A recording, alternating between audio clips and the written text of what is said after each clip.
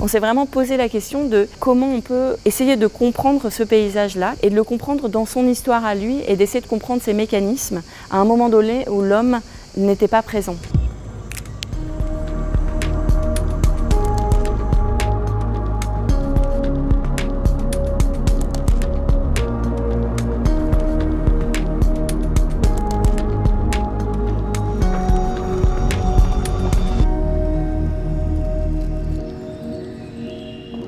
C'est-à-dire que nous, en fait, en tant qu'hommes, on se remet toujours au milieu, on anthropocentrise en fait notre vision de la planète.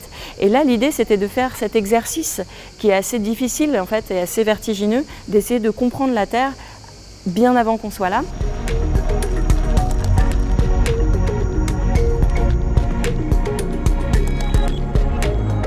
La raison pour laquelle la paléoclimatologie est une science fascinante, je trouve, c'est parce que ça nous ramène à penser la Terre dans son histoire à elle. Et c'est un sujet qui est absolument fascinant parce qu'il s'intéresse aux strates, vraiment aux strates du paysage. Et moi, dans mon travail, je m'intéresse beaucoup justement aux strates de l'image, que je décompose en fait et que je recompose. Et grâce à ces images, je vais créer en fait plusieurs temporalités à l'intérieur de la même image.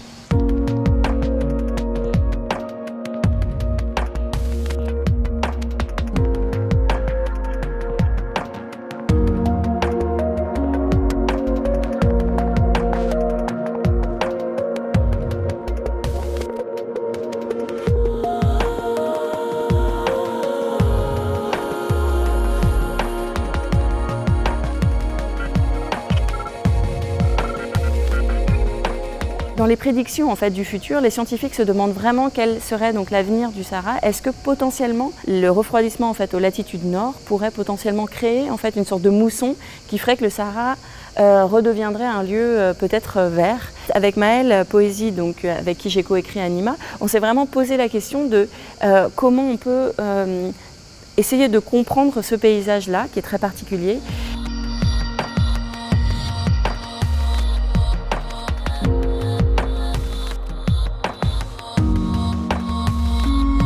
On est vraiment effectivement à une place très précise où c'est maintenant qu'on peut vivre.